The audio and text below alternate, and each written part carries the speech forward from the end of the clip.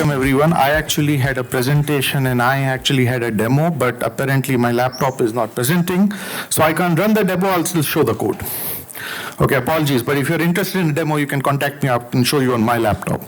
So I'm going to be talking about how you build your trading bot. And I have kind of 45 minutes, so I have to condense a lot of things because trading quant is something that people study for at least 6 months, usually 2 years. I'm trying to compress all that into functional code in like 40 minutes. So let's get started. So the objective of my talk is that I want to explain what a trading bot is and why I need it. That's the first thing.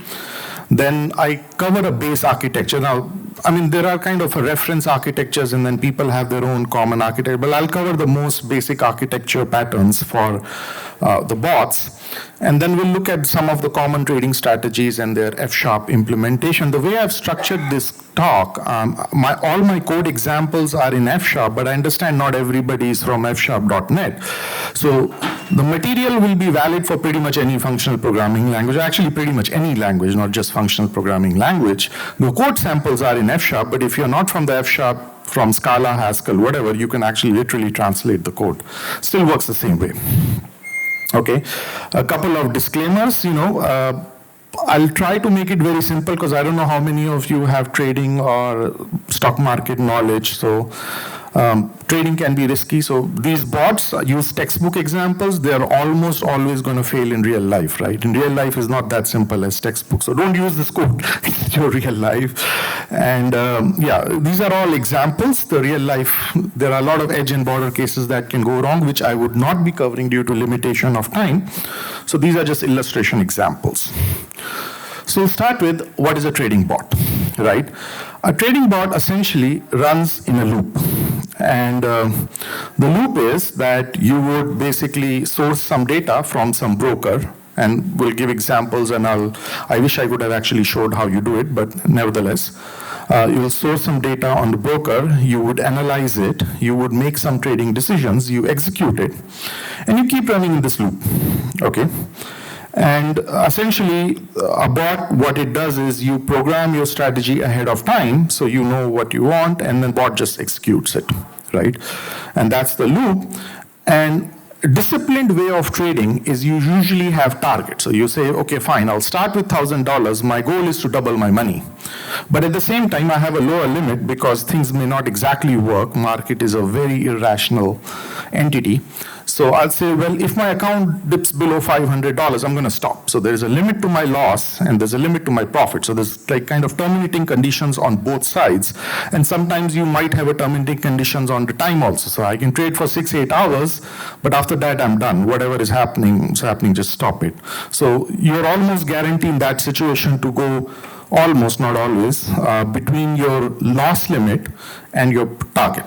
So that's your exit conditions, you would exit. Now the question is, why do we need a bot? A lot of people trade manually. And there are advantages and obviously disadvantages to a bot. But one of the things I've learned the hard way is act rationally without emotions. Might sound like very simple, but believe me, it is not that simple. Greed and impatience will take over. So my story starts with COVID when the stock was bulging and I made money. I made a lot of money. Good enough that I could just retire and not work for the rest of my life. That much money, okay? But sins of trading, the greed and impatience takes over, the two most sins of trading. So I enter the market and I just act emotionally and I lose a lot of it. And what happens is that, you enter the market, something absurd happens, you lose money and you're like, hey, bloody, how did that happen? I'm going to do it again this time. And this time I'm going to be correct. And then you go back to the market.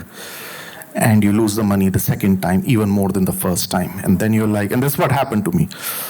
Oh my God, I'm not going to leave it this time. I'm going to be absolutely perfect. Go back the third time, then you get the kick the third time, and then you're done, right?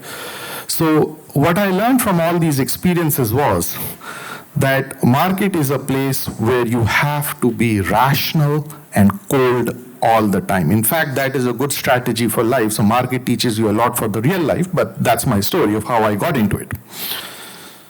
Bots obviously have an advantage that they can execute much faster than humans, right? Depending on what kind of bots you're making, the ones that I am dealing with are usually medium frequency, so they make trading decisions in a couple of seconds. Hedge funds would do it in a couple of milliseconds. And of course, you have this bots that you trade once a day, for which you don't really need automation if you're on that limit. One of the advantage that you have with these machines is they can analyze a lot of data, right? Because you have a lot of historic data, so you can quickly analyze the data. But the biggest advantage is you can actually test your strategy, because you have most of the brokers would provide you like 5-10 years of historical data. So you can run your strategy and you know what's happening. You can see how effective it is.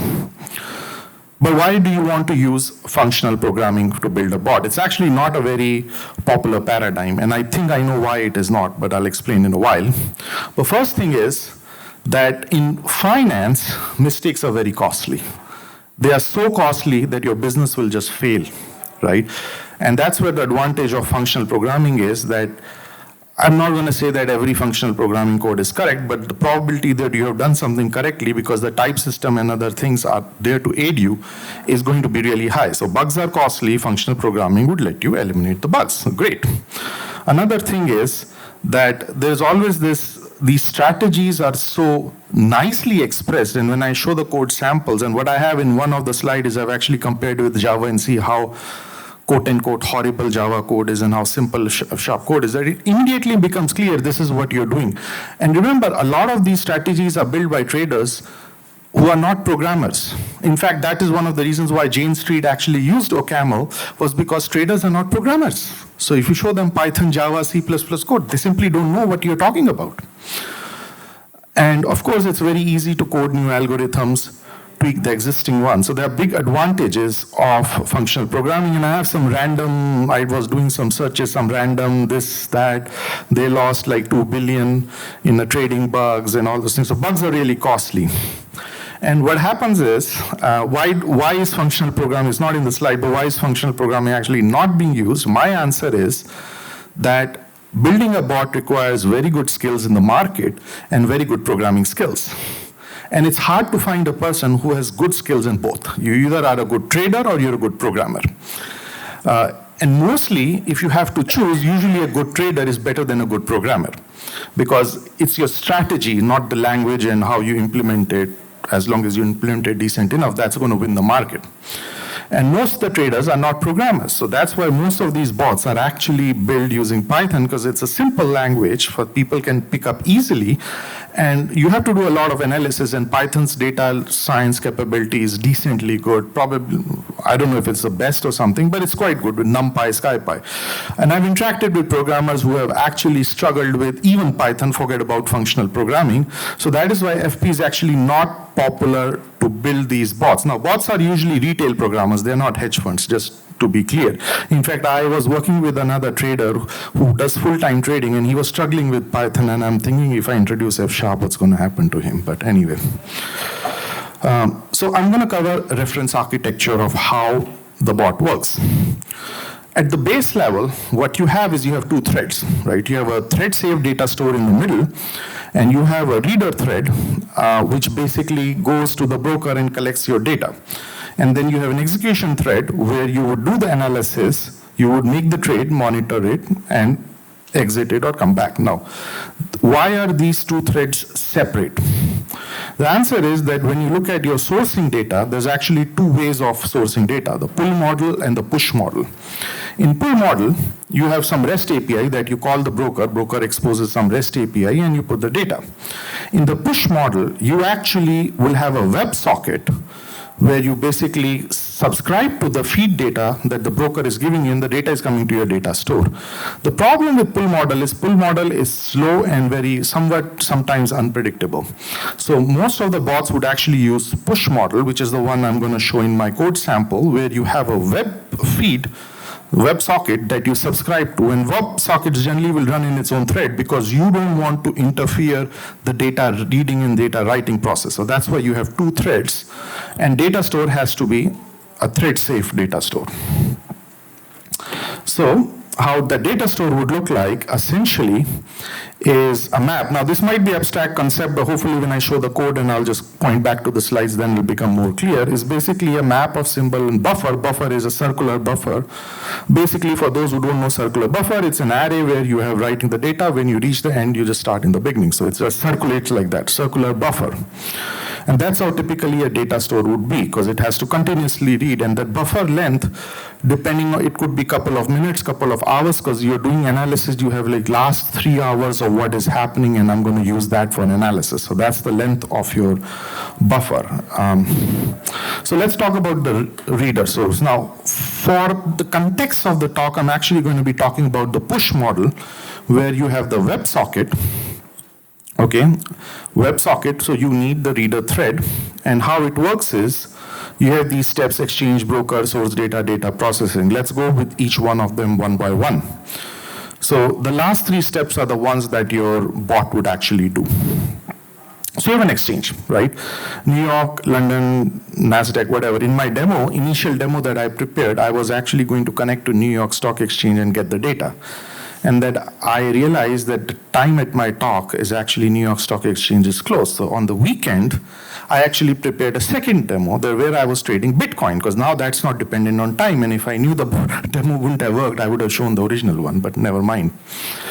And then you have the broker. Now, broker typically, and some of these brokers are US only, so I have no knowledge of what happens in Europe. I'm sure Europeans would have their own brokers, which will be much similar. But I know Interactive Broker is practically global, but Alpaca, Tradier, and we'll look at some of them, TD, Ameritrade, they are US based. Crypto, if you use a crypto properly, I don't think it matters because crypto is kind of universal, it's not regulated. So these are the brokers. And then you source data. So you have the push model using WebSockets, and we'll see that in the source code how you do it. And then we have the pull model using REST API. Okay, so that's the pull model.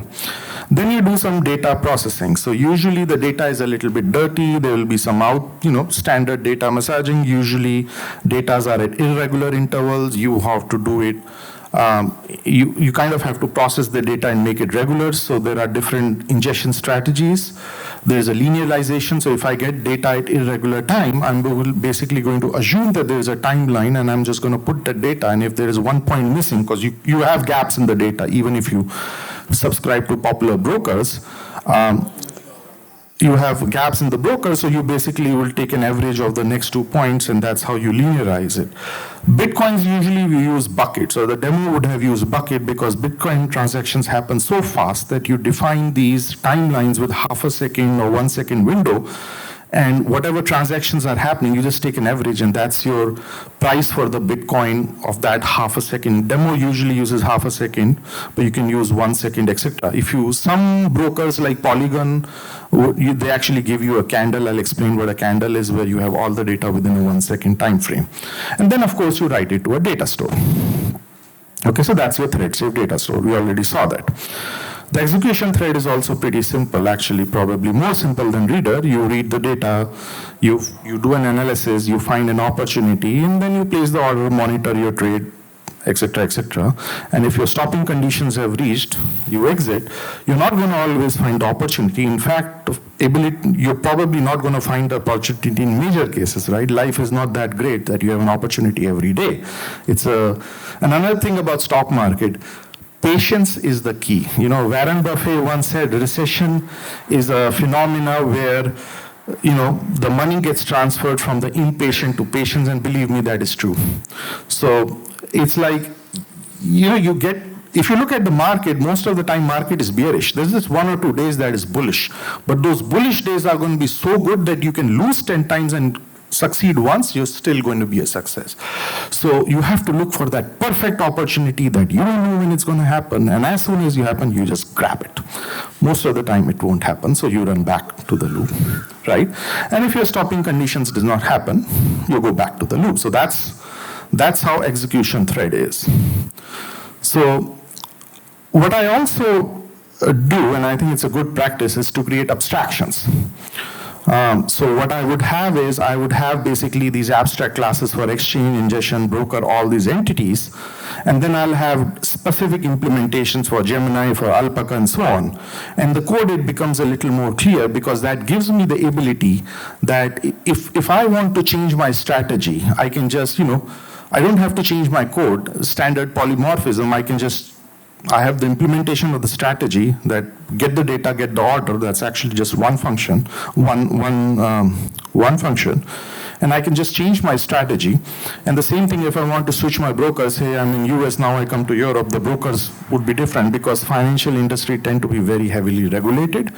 So European laws, European brokers, European API could be very different from American ones. I can still switch.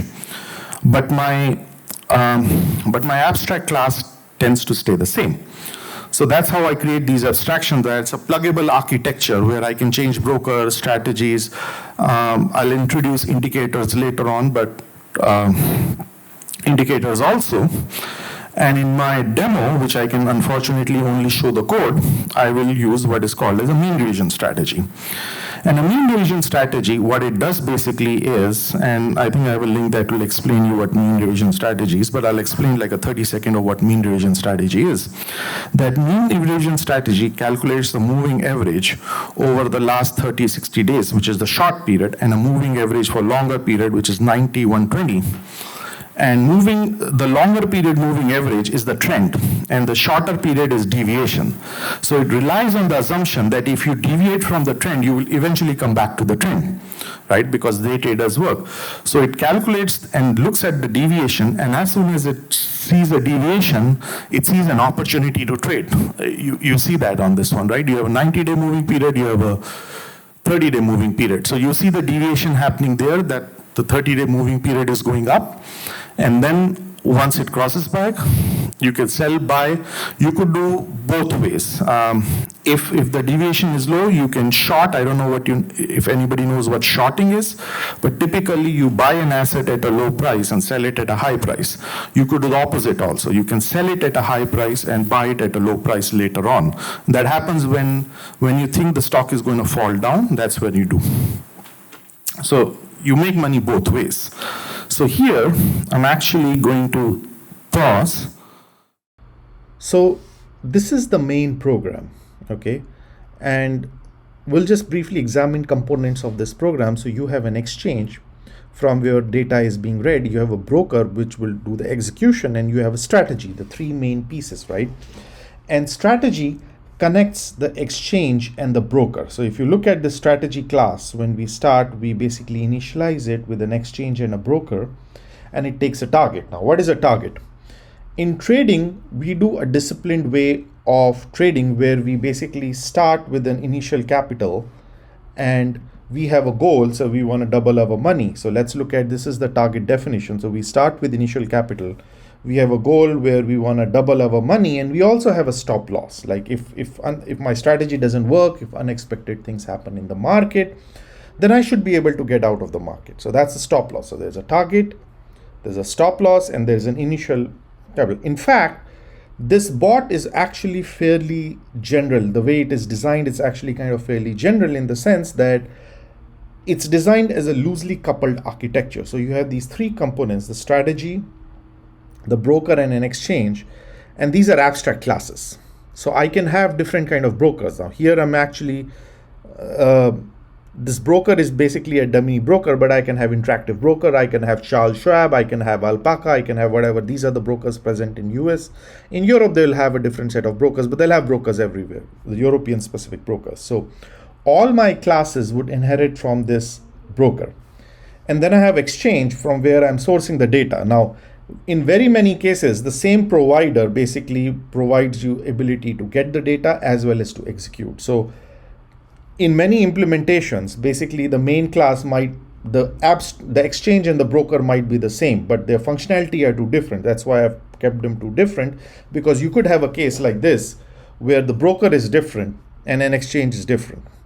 So in order for the bot to be fairly general and designed in a loosely coupled architecture, I have these abstract classes, and then I have implementations on these classes. So let's look at Gemini. We'll talk about Gemini, which basically inherits exchange and provides you with all these functionalities: how to dispose of the resource, how to get the data.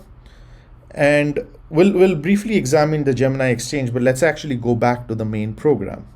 So we have these three components: the strategy, the broker, and the exchange. Strategy takes both of them. We have already talked about it. So now there are two threads that where the execution happens. There's a reader thread, and then there is an execution thread. The reader thread would be reading the data and putting it in buffers. An execution thread is reading from the buffers and making a trade decision. So now when we execute the reader, when we start the exchange, we actually initialize the Gemini buffer. So now let's go back to Gemini. So this is the Gemini buffer now. Gemini is actually was started by Winklevoss brothers, the same people who claim to have developed Facebook, and Zuckerberg stole the idea, and then there was a lawsuit. If you watch the movie The Social Network, there's actually a big drama about it. So what these guys did was they settled with some $100 million or something like that. I don't know the exact amount with Zuckerberg for Facebook, and then they invested this money in cryptocurrency, mostly BTC. And when the prices of BTC soared, they became billionaires, and then they started this exchange, Gemini.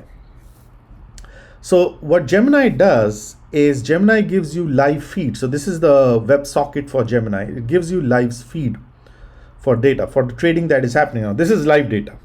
And it tells you what is the price, the ask and the bid, and what is happening. So see this reason, place, cancel.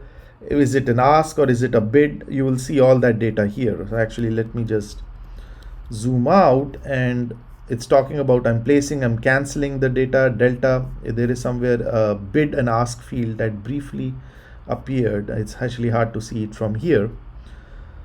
But how do we know the price? We match the bid and the ask. So it basically parses this data and matches the bid and ask. And when the bid and ask, they intersect with each other, that's the price of the Bitcoin. So that's what you will actually be seeing. Let's actually run this code a little bit, and we will be able to see that. So it'll take a little bit of while to run. So while it's starting up, I'll just continue. Now, this class calls the WebSocket. So this is a WebSocket. WebSocket is a general WebSocket, right? Because when you're getting a live feed from the data, you need kind of a push mechanism. So this is the WebSocket, which just get any address and it'll just get the data, and it takes this receiver, which is a function which Gemini would provide, which will basically parse the message. Or these messages that are coming are these JSON snippets. So this receiver would take the JSON snippets and essentially parses them and gets the Bitcoin price. So let's actually look at it and see. This is it, parse symbol data ticker. So this is the receiver. This is the parser that parses this Gemini. And then you have data. So create map data. So this is basically your buffer, right? Buffer is a thread safe store. So buffer is a thread safe store that basically reads and writes data. So it has get and update. It takes a tick. So it takes a price and a timestamp, and it has an internal array. So you see this data where it basically takes this value, it initializes with price 01 times 01, but it doesn't really mean anything. It's just a dummy value to start with. And then you keep updating. Now, the reader thread is basically reading from the exchange and putting the data, and the execution thread is reading from this buffer and then making trade decisions. So basically read and write simultaneously is happening. To prevent corruption, we have basically, this is a thread safe data store. So you see a lock. So basically when we read it, we lock the reader thread basically is put out because there's a mutex, it gets locked and it'll read the data. So this is it. If the status is ready, which means my buffer is ready to read, then get the buffer, and you see this lock here. So this lock basically will lock for reading. So you can't do any writing while it's reading, and it copies the data in this array. So this is the buffer array. This is the float array where it's getting the data. And the same thing is true for other way around. When I'm writing the data, it gets locked. So basically what it says is add data. You see the lock here. So it gets locked and the data is being written to it. So this is basically a thread safe data store. And the execution thread would essentially read from this buffer and uses an ingestion mechanism. Now we have talked about ingestion, we have talked about linear ingestion, we have talked about bucket ingestion. This particular bot uses bucket ingestion. What bucket ingestion is because this is a live data. It's streaming heavy amount of data. It basically creates a bucket of half a second. Now, how do I know it's half a second? Because I have a config file where all my numbers are defined, and it says buffer size. So buffer size is the length of data that I'm storing, which is 240 data items, which is about how much is our 4 minutes of data. And then buffer interval is 500 milliseconds, which is half a second. So ingestion will create these buckets and will basically add, and once the time moves, it will basically average that bucket and give me the price. So when I am running this price of BTC that is coming, this is from ingestion. See, ingestion linearizes all the time, and that is why you're seeing exact 500 milliseconds difference between various prices. So I'm reading Bitcoin prices here, and this is about 30,000 right now. So this is the ingestion scheme. Ingestion scheme essentially, and then you have linear ingestion, which kind of does the same thing. In linear ingestion, it basically linearizes. So it gets data with irregular time intervals, and it linearizes it every 500 millisecond or every half a second and gives you that data. So that's the linear scheme. So this data is actually read from the buffer by the strategy. So this is the mean revision strategy, which basically operates in a loop, and it says fetch the data. So this is what you're seeing. Fetch the data from the exchange. Okay, get the data. If you are not able to get the data, forget it, just unable to fetch the data, continue, whatever, otherwise get the data, and then process the data. So you see get order. And this is where the mean revision strategy is. It takes the long average and the short average, and it maintains a difference. So this is the long average, where it basically averages the data over long interval. The short average averages the data on short and then calculates the difference.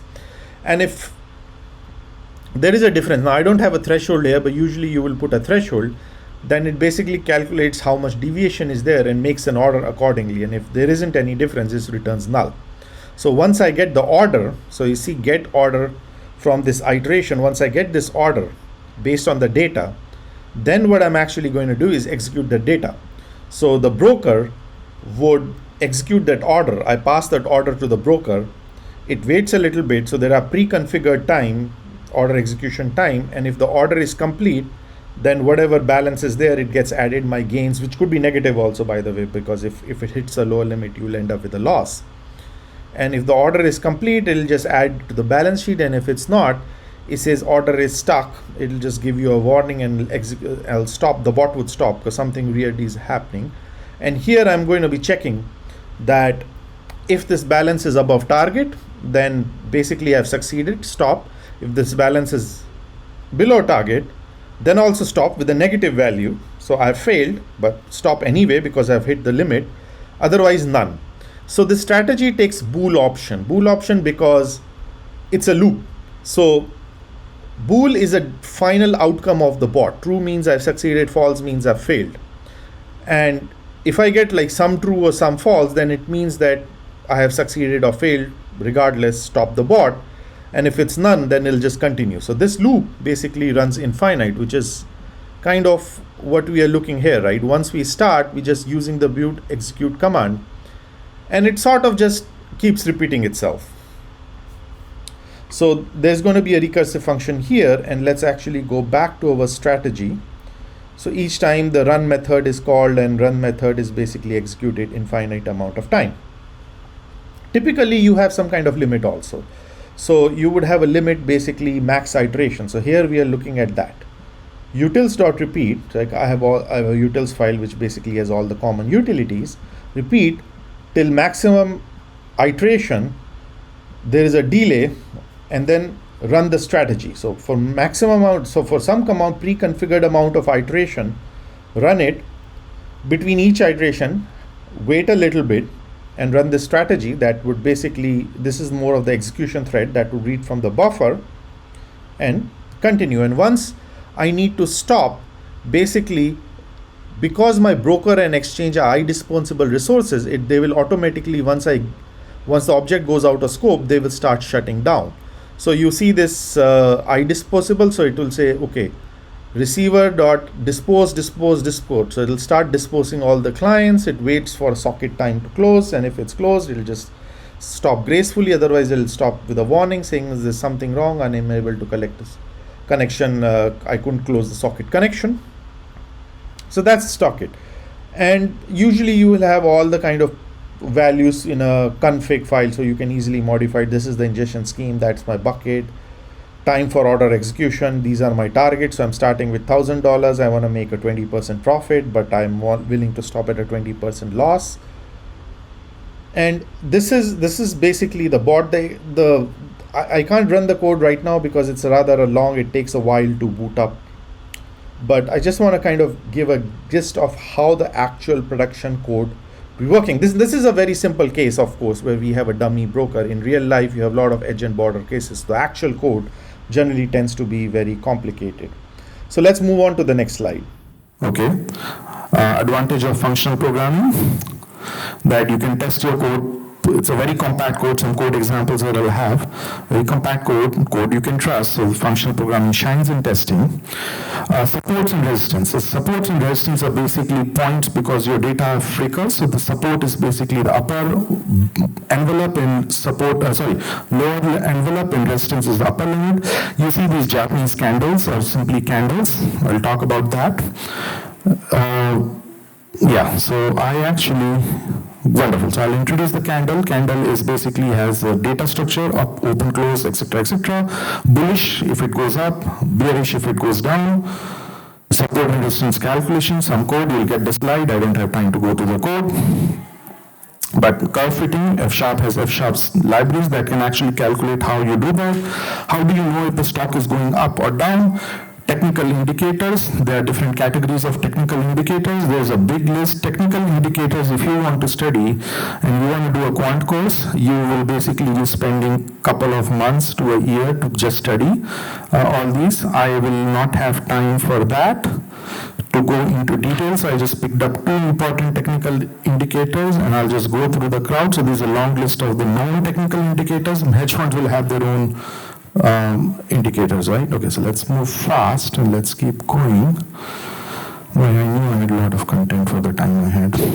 Okay, so I just picked up two. Okay, there you go. RSI, Relative Strength Index, Moment Technical. So there are different categories. If the stock is going up, that's momentum. You know it's down, it's time to buy. If it's up, it's time to sell.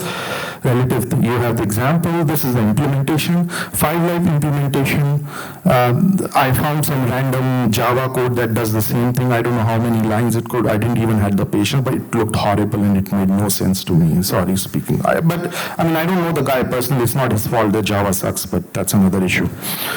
So anyway, so this is my implementation, pretty simple and easy to understand. Calculates the up and down, calculates the ratio and gets the RSI. The same thing, accumulator. These are just two examples. And you saw there's a long list of examples, right? Examples, 4 or 5 lines, and I get the indicators. Indicators tell me what is happening.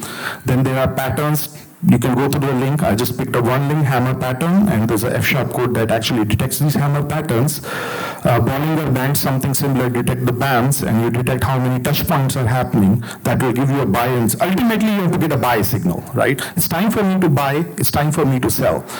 And all these technical indicators, like go to a doctor and these are the symptoms the doctor will ask you or diagnose, and then he has a bunch of medicines. So a real life bot will have something like various technical indicators, right? It will have this analysis, okay, based on my technical indicators, this is what is happening. These are the different strategies. So for this particular situation, this is the strategy I'm going to use, and I'm going to create a trade. Or if it exists, it may not. Mostly it won't. Okay, so that's how a real life bot will. It's far more complicated than the demo I showed you, right? Demo was just a textbook examples. A couple of design considerations: always put stop loaders, right? Simple. You should always be disciplined. Don't show greed, please. Terminating conditions up and down both ways.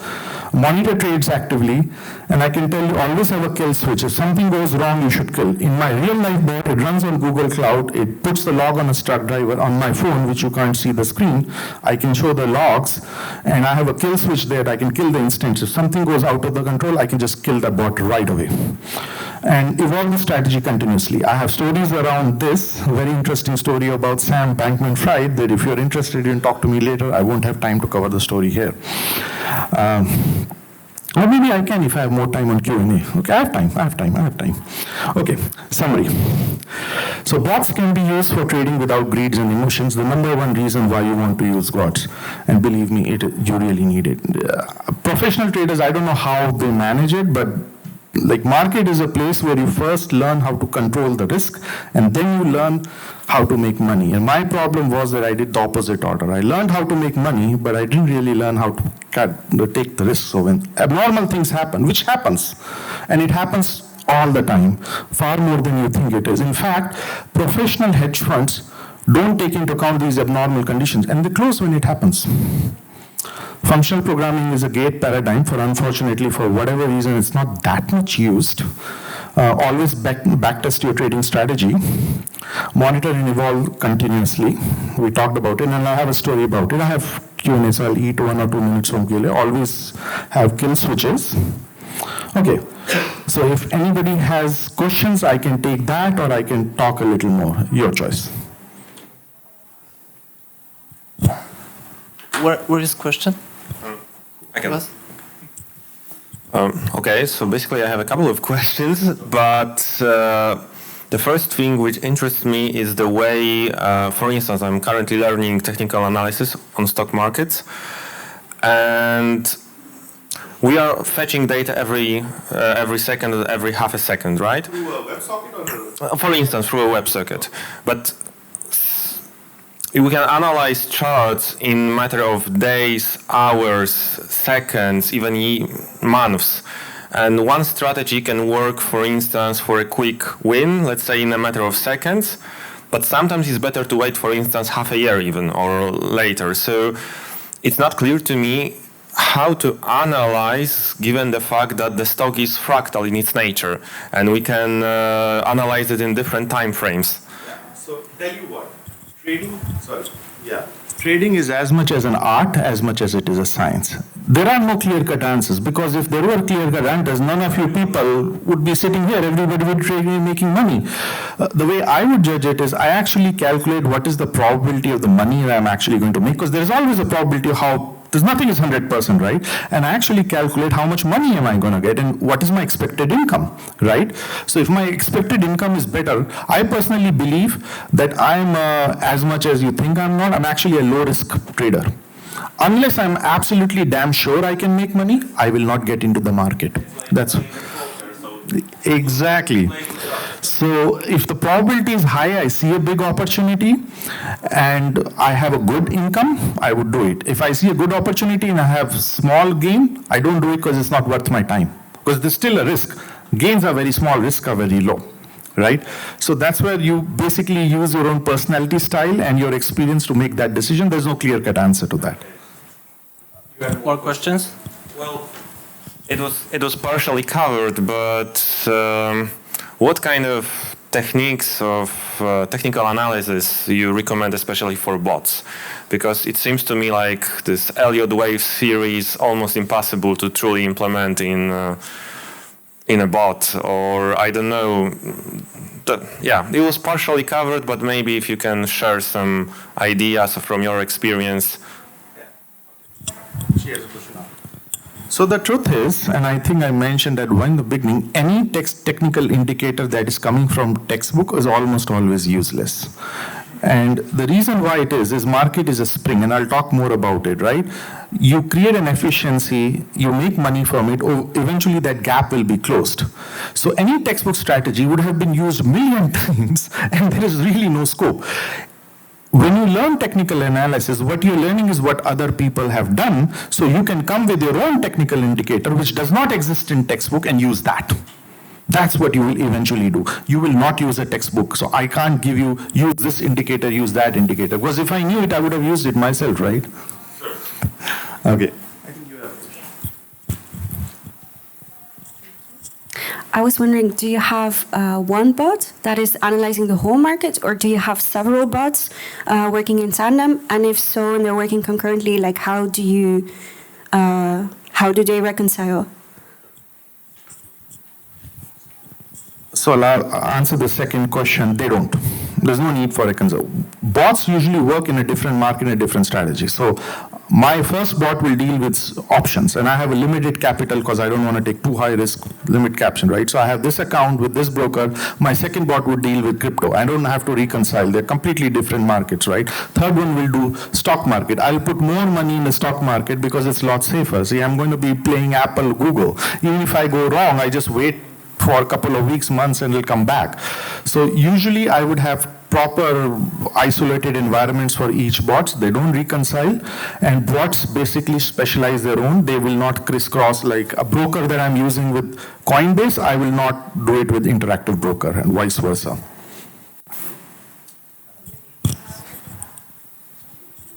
Follow-up question. So in that case, you have one bot that is running like a segment of the market, but then I imagine if you have this opportunity, you want to place like several, you want to take several actions at the same time, right? And time is going to be a factor. So how do you deal with that?